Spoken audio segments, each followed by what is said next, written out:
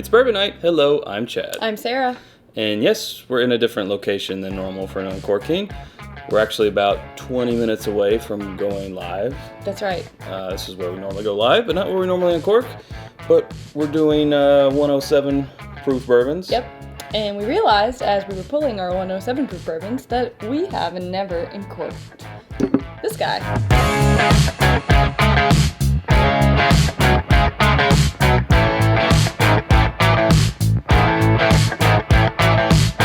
Weller 107. I mean, no stranger to us. No. Something we've had quite often. Love it. So great. Used to be Old Weller. Old Weller Antique 107. They took the old off when they redid the bottle. This will be an unscrewing. An unscrewing. Oh. That did not sound like an unscrewing. No, it didn't. But this is a full bottle. It is. That was anticlimactic. So this is the same, should be the same age statement as the green label, which is the special reserve. So 6 years, even though it's not age stated, they say, this is around a 6 year, but instead of 90 proof, it's got 107. Yeah, yes. Love it.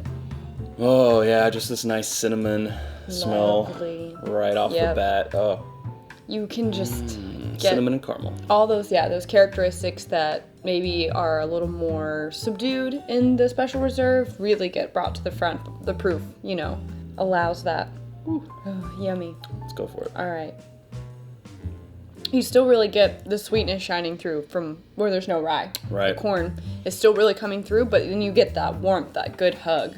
Yeah, for sure.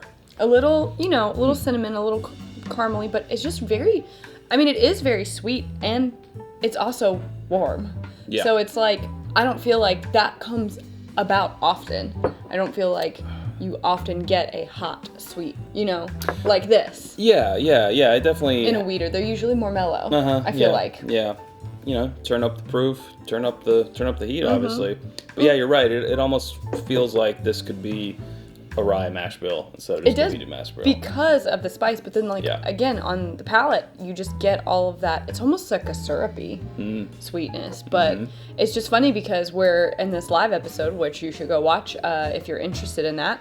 We'll be comparing this to other 107 proofs, including the Rip 10. Yes. Which I actually don't even feel like last time we had it was this hot. Like, it is still in my chest. Very hot. Yeah. The old Rip Van Winkle, if for those not initiated in the Rip Van Winkle in the abbreviation game for bourbon. And we're gonna link that show down in the show notes if you want to go watch that live episode. But no, I agree. Yeah, this is and always has been something special because it's harder to find than the Special Reserve. Even back before Special Reserve was hard to find. Yep. You could just hardly ever find antique, and that is, I guess, one of its drawbacks. It is tough. Not readily available. Last bottle we got was in Austin, Texas. Yeah, we had to go all the way down there just to get one. But we got it for, I want to say, around $27. Right, yeah, so... Which I would call that retail. Yeah, the shelf price is not bad on this. It's a great pour for retail price. However, you're not often likely to find it there anymore. So no, unfortunately not. Unfortunately. Yeah. But some would argue that the 107 they prefer to the 12-year, which is even harder to find. And I can see that. It's got the age, but it doesn't have the proof. Proof so over age. I could see people I think that's going an that argument. way. And depending on the day, that would be me. Depending That's on the true. day, I would say I would rather have the 107 than the 12. Again, just all about your mood. What you're in the mood for. Yep. But right now I'm in the mood for 107 proofs. And it is tasty. It is. So definitely have to give this a recommend. Of course, that's, there you go. Tough to say when this is a unicorn to some people. Right. I mean, in some states, it's like, people, you can win this in lotteries or you've signed up for something or it's 5 times, 6 times the normal cost. So. Yeah. So, that I wouldn't recommend. I wouldn't recommend spending 5 times the normal cost of a bottle. No. But if you ever do come across it when you're traveling, that's something. If you can pick it up at that $27, it's definitely worth it. Oh, for sure. And they still do, I'm glad to know that they still do barrel picks of this. I was on one recently. If you want to watch that episode, I'll also link it down in the show notes. It's all about barrel picks, and one of them that I was picking on that particular pick was a 107 along with a Blanton's and a Buffalo Trace.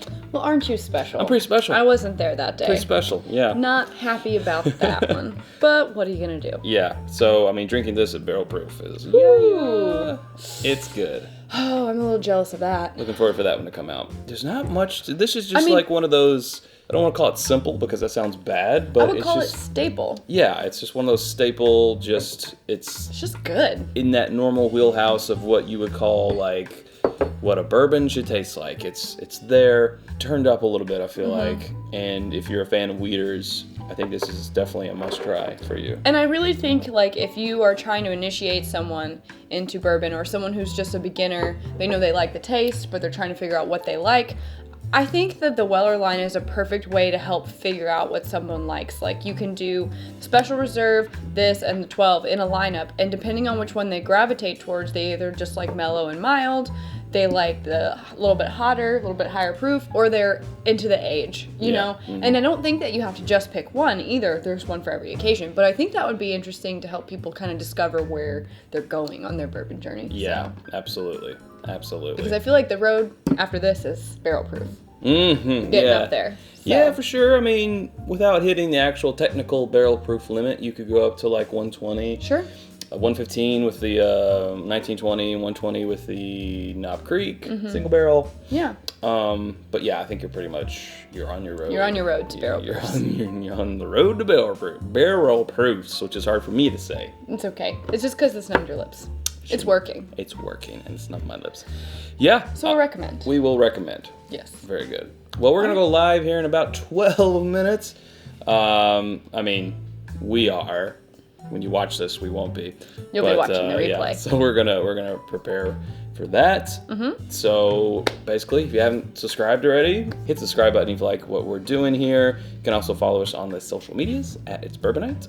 What else we got, Sarah? You can follow us on Patreon. It's patreon.com/itsbourbonnight. Become a patron, a drinking buddy. Check out our different levels. And lastly, you can pick up things like the Tribeca glasses that we use and a lot of other stuff that we incorporate into our bourbon nights at our Amazon page. It's amazon.com/shop/itsbourbonnight.